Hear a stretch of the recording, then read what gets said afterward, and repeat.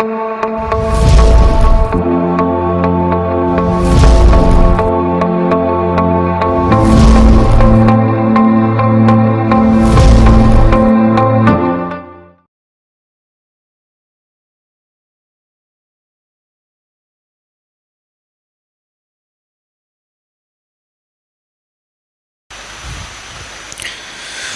हम लोग आज डिस्कस करेंगे क्वेश्चन नंबर DR1022।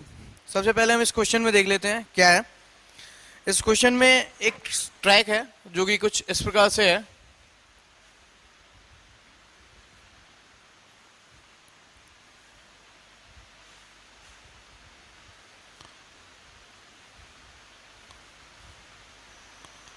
एक ट्रैक है जो कि इस प्रकार से है और एक ब्लॉक जिसका मास m है वो उसको इस सरफेस से h हाइट ऊपर रख के छोड़ा जाता है।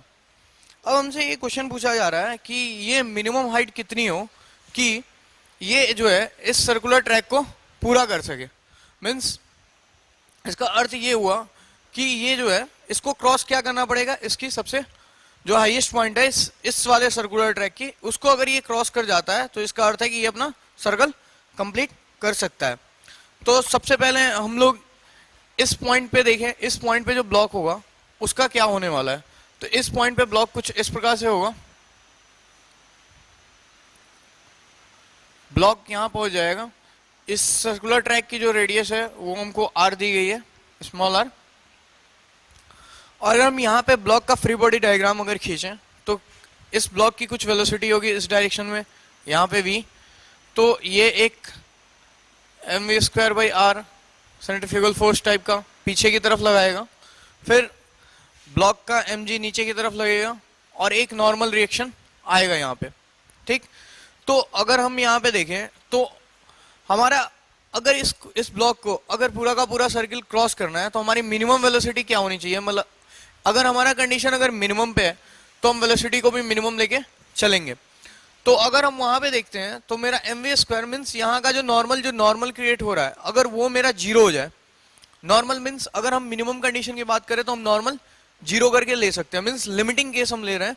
तो अगर हमें एक लिमिटिंग केस के बारे में बात करना है तो हमारे पास क्या आएगा, mg is equal to mv²/r। ठीक, यहां से m से m कैंसिल हो गया और हमारे पास बच रहा है v इक्वल टू √अंडर gr।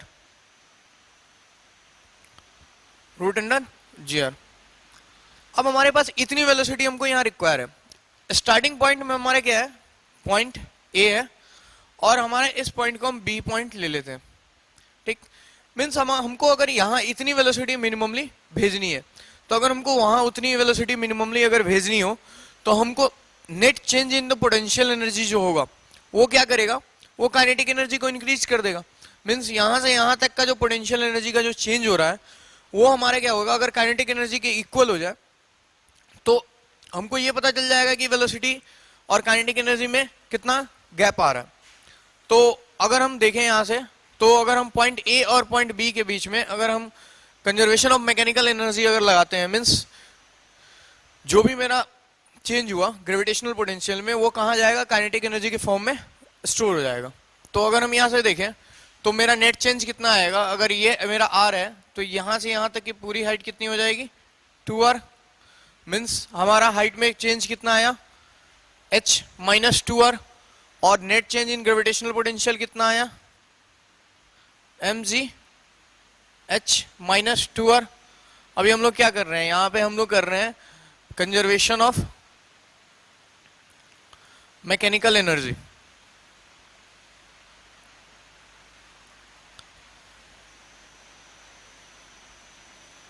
Conservation of mechanical energy हम यहाँ पे लगा रहे हैं, इज इक्वल टू 1/2 mv²। अब मेरा स्टार्टिंग पॉइंट मेरा वेलोसिटी का 0 है और यहाँ पे मेरी कुछ वेलोसिटी होने वाली है।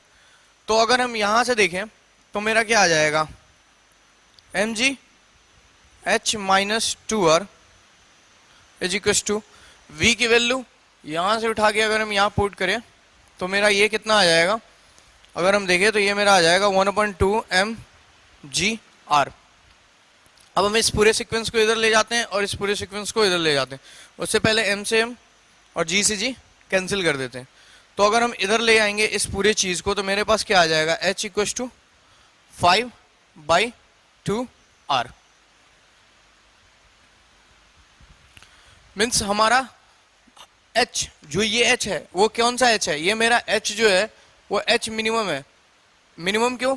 क्योंकि हम यहाँ कंडीशन ही मिनिमम का लेके चल रहे हैं। मीन्स जस्ट मेरा क्रॉस हो जाना चाहिए ये ट्रैक, तो मेरा h इतना आ गया। ये हमारा हो गया a पार्ट, ये जो हम किए वो हमारा हुआ a पार्ट। अब हम लोग देखते हैं b पार्ट की तरफ। b पार्ट हमारा क्या बोल रहा है, if the h is double of that minimum height, what is the resultant force on the block at the position h। Means अगर हमारा h डबल हो जाए तो हमारे यहाँ रिजल्टेंट फोर्स कितना लगने वाला है इस पोजीशन पे। तो इस पोजीशन पे जो भी मेरा फोर्स लगाएगा वो मेरा कौन सा फोर्स होगा, जो मेरा सेंट्रीफ्यूगल फोर्स होगा। जो ये जो वेलोसिटी के कारण जो मेरा सेंटर से आउटवर्ड जो फोर्स लग रहा है, सेंट्रीफ्यूगल फोर्स जो बाहर की तरफ लग रहा है, वो जो होगा वही मेरा क्या करेगा, एक नॉर्मल यहाँ देगा और उसके कारण हमारा नॉर्मल रिएक्शन और रिजल्टेंट फोर्स इस ट्रैक के इस पोजीशन पे आएगा। तो अगर हम उस चीज को देखें, तो अगर हम बी पार्ट के लिए अगर बात करें, तो बी पार्ट के लिए हम देखें तो क्या होगा, मेरा जो मेरा h मिनिमम है, अब मेरा h न्यू वो मेरा कितना हो गया 5r। ठीक, अब हम लोग कुछ नहीं करेंगे, बस ये जो हमारा जो 5r आया हम इस इक्वेशन में पुट कर देंगे। यहां से हमको ये v का इक्वेशन मिल जाएगा। पहले हम लोग क्या किए थे, यहाँ पे v पता था, उसके थ्रू हम h निकाले, और हमको h पता है और वहां पे हम mv² बाई ये अगर v पता चल जाए तो हमको क्या करना है, mv² अपन r करना है, बस यही हमारा फोर्स आएगा। तो हम डायरेक्टली वहां से देख रहे हैं एक चीज, mg h equals to 5r minus 2r is equals to 1/2 mv² हुआ। अब यहां से मेरा mv² कितना आ गया, mv² इक्वल्स टू मेरा आ गया 6 mgr। अगर हम यहाँ पे अगर फोर्स निकालना चाहते हैं तो वो कितना होगा, mv² by r is equals to 6 mg by r। r से r cancel is equals to 6 mg। ये हमारा जो फोर्स आया वो हमारा 6 mg आया।